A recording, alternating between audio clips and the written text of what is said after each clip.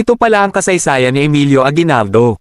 Si Emilio Aguinaldo Ifami, ipinanganak noong ika-22 ng Marso taong 1869 at namatay noong ika-6 ng Pebrero taong 1964 ay isang kilalang Pilipinong revolusyonaryo, estadista, at leader militar.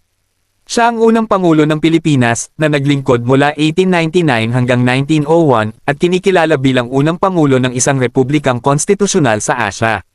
Si Aguinaldo ay ipinanganak sa Cavite el Viejo, ngayon ay Kawit, Cavite. Ang kanyang ama ay isang gobernador silo, at ang pamilya ay mayaman.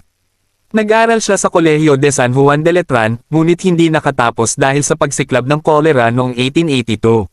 Sa edad na 25, siya ay naging kapitan munisipal ng Cavite el Viejo.